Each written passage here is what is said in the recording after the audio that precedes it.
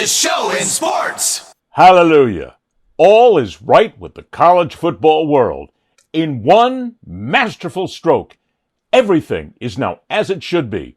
Because once again, everybody, well, almost everybody, hates the University of Miami Hurricanes. I remember the time when absolutely every single school across the nation hated Miami. This was the school that you wanted to beat, you wanted to destroy. You didn't want to be a part of these guys, especially if you went to places like Florida State or Florida. You wanted to crush the Canes.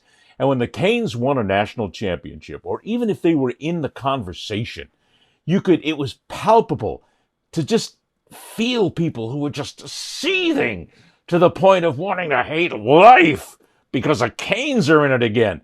Now, to be fair, Miami had reached a point a long time ago where they deserved to be hated. All you have to do is go back and look at things like the Fiesta Bowl steak fry. Have a good time looking that one up, all right? Because Miami was arrogant, they were in your face, they didn't give a shit what you thought about them. They were guys who really didn't care about academics at all. This was all about athletics and playing football, because that was a time when really there was a lot of subterfuge going on at Coral Gables, and there were a lot of players being paid, and there were a lot of players being paid off, and a lot of graft going on, because that's the way the system worked back then. Just like it works now. But there was a lot of underhanded dealing there. And players got away with murder. Absolute murder. I was there. I was covering the team at a time. And I was like every single other member of the media who was covering the University of Miami. We didn't say anything. It was like this. We all knew what was going on. We all knew what was happening with the women in the dorm rooms. We all knew what was happening with the late night parties. We all knew what was happening with the illegal substances that were being used. At ridiculous rates. We knew. We didn't say anything. Why? Oh, because we were the trusted members of the media that were covering the Hurricanes, and we had to go ahead and cover things up, because if we said anything, we would lose our press credential. As a matter of fact, when we talk about the Canes, I am the guy who to this day will tell you that I got approached by a member of the athletic department and was warned about certain stories. And at the same time warning, it was almost a quiet request. It was one of those requests where basically they had a noose around my neck saying, I'd like to ask you a favor. Because the question was, and the favor was, don't talk about certain things. Leave certain players alone. We'll take care of you. Now, when I say take care of you, I never got a dime. There was no money that ever changed hands with me, because I was just a beat reporter at the time for the local radio and TV station. But they made sure that I got help here and there when I needed it. But that's a story for another day. That's where the University of Miami was, and that's why people hated them. So when the Hurricanes became an also-ran, when they started to stink the joint up, you could hear peals of joy, laughter, applause coming from every single corner of college football, because the Canes finally sucked. And I can tell you that one of them, it came from Gainesville and Tallahassee, because at the time there was nothing, well, I won't say nothing regarding the rest of the country, but certainly in Florida. What happened between Florida, Florida State, and Miami was key. That was the entire season in college football. And as a matter of fact, there was a time when those three schools were seen as helping to run the national championship discussion at any given time. But these teams, a lot of these kids played together, but they hated each other when it was on the football field, because they were a Gator, they were a Seminole, and they were a Hurricane. And if you're a University of Miami fan watching this, you know I'm telling the truth. You know that I'm right on the dime here, because that's the way it was. So along comes a time when the University of Miami isn't doing so well. People loved it. As a matter of fact, even some of the national television networks loved it, because while they made money with the Canes when they were hot, Miami is still one of the worst, how do I put this? One of the worst loyal fan bases in college athletics. The Canes can be ranked number one. They can be ranked in the top 5. They can be doing very well, and they have, if you look at this past season. and there's plenty of seats available where they play. Now, of course, they play about 127 years away from campus. They are basically located in Coral Gables, and they play all the way in North Dade County at the Miami Dolphins Stadium. And that's kind of taken away a lot of the fun, because everybody's been talking about an on-campus stadium for at least 7 decades, and it's never going to happen because Coral Gables is this little town basically with no land. They got no place to put the stadium. But that's, again, it's a story for another day. But the fan base is not seen as the most loyal, which is why a lot of times when networks decide what teams they're going to cover, well, they'd cover Miami. But then again, the regional networks came in, they basically took over. The national networks weren't making that much money. Then here comes Mario Cristobal in to save the day. And again, I'm going to talk to the fans of the Miami Hurricanes, because you can't tell me this wrong. You can't spit on me. Don't give me any crap on this. 2 years ago, you wanted him fired. I was there. As a matter of fact, for a time, I owned the URL, Fire Mario Cristobal. I owned it. I let it go after a couple of years. I thought I might make some money here and there. But I mean, at the time, I got offers for Fire Mario Cristobal. I had one guy who came in and offered me $1,000 for the URL, and he was going to start a website to fire Cristobal. I didn't sell it at the time because I was going to go ahead and wait. I figured maybe there'd be more money down the line. Yeah, we all have those thinkings every now and then. So, but you wanted him fired. You wanted him gone. He wasn't the guy. He was a UM guy. He came in, he didn't get the job done, and guess what? Mario can tell you all to kiss his ass. And as a matter of fact, if Mario Cristobal stood up in the middle, at the stage, if they made a stage for him at one of the games, and if he stood there on the microphone and got into the microphone and said, "Hello, you can kiss my ass," I wouldn't blame him.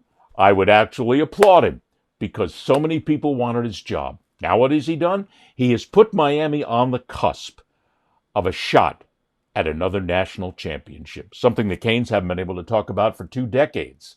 And again, the seething hate that came up. I mean, of course, Notre Dame hates Miami. Oh, we hate Miami. We're better than Miami. You lost, okay? You lost to them. And that sticks in their craw.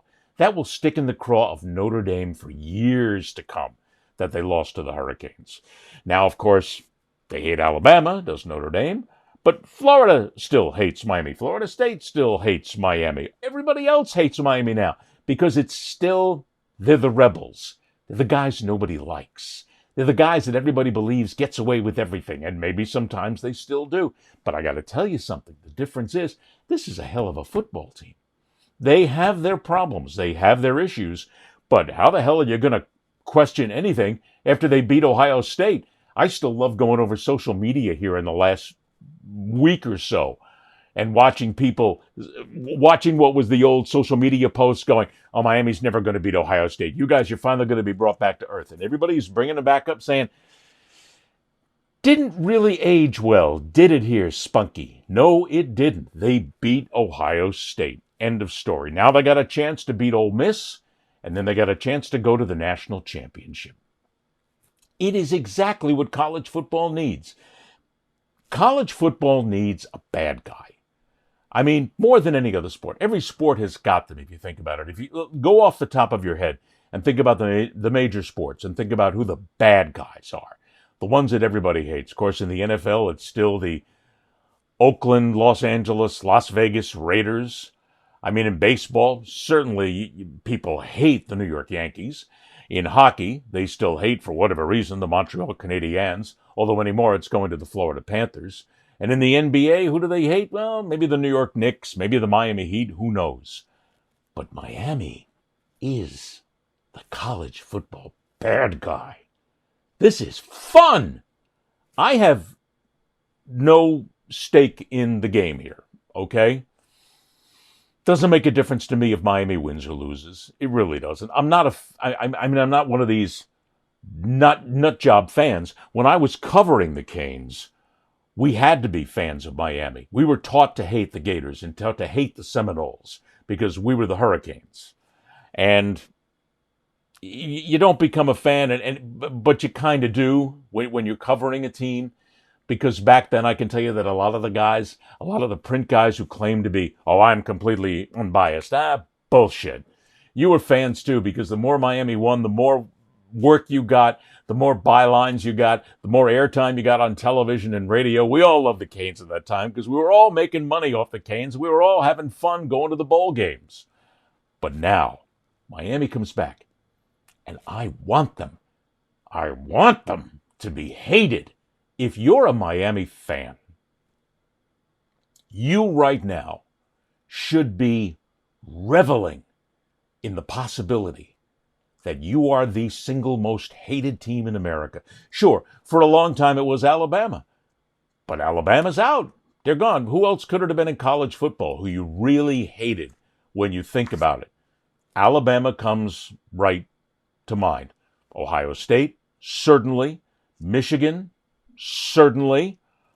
There's probably other teams, but I can't think of anybody else off the top of my head, my pointed little noggin, that was actually really hated by just about everybody. Even if you weren't in the SEC, even if you're not in the Big 12. Didn't make a difference. We hate them. Miami, though, they're in the ACC. Nobody really cares about the ACC. It's still just a minor conference to a lot of people, but the Canes being there, if you're a fan of Miami right now, you should be sitting back and just wringing your hands and going, come on, baby, hate me a little more. I'm going to love it when you hate me, as a matter of fact, because it's going to make me even better. And when we win, then I'm going to go ahead and I'm going to stick it in your ear as hard as I can. Now, there is the possibility that Miami loses to Ole Miss, or perhaps even loses in the national championship game. But if Miami gets to the championship game itself, that's a win. That's a win for this program. And Mario Cristobal is the guy who has done it. He is no nonsense. He is nose to the grindstone. He doesn't put up with any shit from his players, and they respect the guy. That's the biggest part of it. They respect him. And that's why they're winners. So, for the time being, and this show is being taped before the game against Ole Miss, so I realize some of this may seem dated at a later time. But love it, man. Miami's hated again. It's the perfect thing for college football. Everything works from here on out. And if the Canes win and beat Ole Miss, are you kidding? The hate, the seething, gnarling hate that is going to come forward from just about everybody against the University of Miami is going to be incredibly delicious to sit there and watch. Love it. Enjoy it. Be the hated team. Because, baby, when you win, it's even sweeter when you're the guys that everybody hates. Ed Berliner, the fastest show in sports.